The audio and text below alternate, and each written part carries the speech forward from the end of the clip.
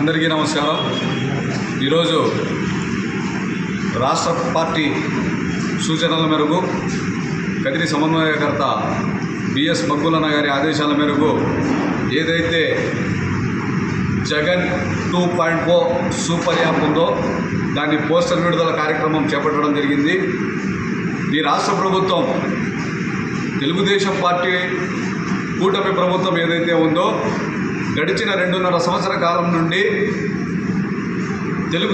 Telugu Desam party చేస్తున్నటువంటి అరాచక పాలనను ఎదురొట్టి పోరాడుతున్నటువంటి వైఎస్ఆర్సీపీ పార్టీ నాయకులపైన కార్యకర్తలపైన అక్రమ కేసులు బనాయించడం, అంతేకాకుండా ఏదైతే వైఎస్ఆర్సీపీ సోషల్ మీడియా ఉందో, డిజిటల్ మీడియా ఉందో, వైఎస్ఆర్సీపీ యొక్క అఫీషియల్ యాప్ని తన ప్రభుత్వ అధికార బలంతో ఆ యాప్ని డిలీట్ చేయడం, ట్విట్టర్ని హ్యాక్ చేయడం, ఇటువంటి కార్యక్రమాలు ఈ ప్రభుత్వం చేపడుతూ ఉంది. కాబట్టి మా ప్రియతమ నేత మాజీ ముఖ్యమంత్రి వర్యులు వైఎస్ జగన్మోహన్ రెడ్డి గారు జగన్ 2.0 అనే ఒక సూపర్ యాప్ని తీసుకురావడం జరిగింది.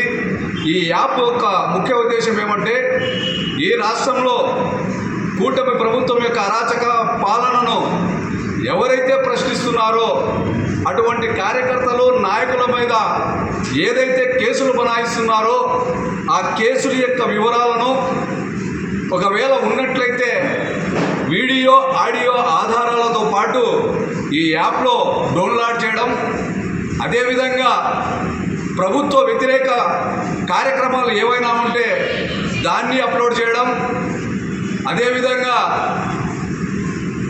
ఈ రాష్ట్రంలో వైఎస్ఆర్సీపీ గ్రామ స్థాయి నుంచి రాష్ట్ర స్థాయి వరకు ప్రతి కార్యక్రమాన్ని అప్లోడ్ చేసి కార్యకర్తలకు పార్టీ చెరువ చేయడం ఈ యాప్ యొక్క ముఖ్య ఉద్దేశం. ఏదైతే ఈ యాప్ ద్వారా ఒక్కసారి అప్లోడ్ చేస్తామో దాన్ని మా ప్రియతమ నాయకులు మాజీ ముఖ్యమంత్రి వర్యులు వైఎస్ జగన్మోహన్ రెడ్డి గారి ఆధీనంలో ఉంటుంది. అతని దృష్టిలో పడే విధంగా ఈ యాప్ని డౌన్లోడ్ చేసుకోవాలి.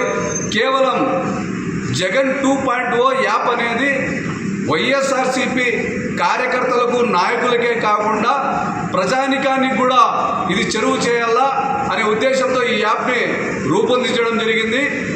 ఈ యాప్ ద్వారా ఎవరైతే ఈ కూటమి ప్రభుత్వానికి తలొగ్గి వైఎస్ఆర్సీపీ పార్టీ నాయకులపైన కార్యకర్తలపైన కేసులు బనాయిస్తున్నారో వారందరికీ ఒకటే చెప్పదలుచుకున్నాం, అధికారం శాశ్వతం కాదు. రాబోయేది వైఎస్ఆర్ కాంగ్రెస్ పార్టీ ప్రభుత్వం, ముఖ్యమంత్రిగా జగన్మోహన్ రెడ్డి గారు కాబోతున్నారు. ప్రభుత్వం మారిన వెంటనే పోలీస్ డిపార్ట్మెంట్ కానీ, రెవెన్యూ డిపార్ట్మెంట్ కానీ, మున్సిపల్ డిపార్ట్మెంట్ కానీ, ప్రభుత్వ శాఖల్లో ఏ శాఖ అయినా కానీ వైఎస్ఆర్సీపీ వారిని ఇబ్బంది పెట్టిన తర్వాత ఈ యాప్లో డౌన్లోడ్ చేస్తే మాత్రం ప్రభుత్వం మారిన తర్వాత దానికి తగిన మూల్యం చెల్లించుకోక తప్పదు. రాబోయే ప్రభుత్వంలో జగన్మోహన్ రెడ్డి గారి ముఖ్యమంత్రిలో ఏర్పాటవుతున్నటువంటి ప్రభుత్వంలో మిమ్మల్ని చట్టపరమైన శిక్షార్హులుగా గుర్తించబడతారు. ఈ సందర్భంగా ఇది ఒకటే తెలియజేస్తున్నాం.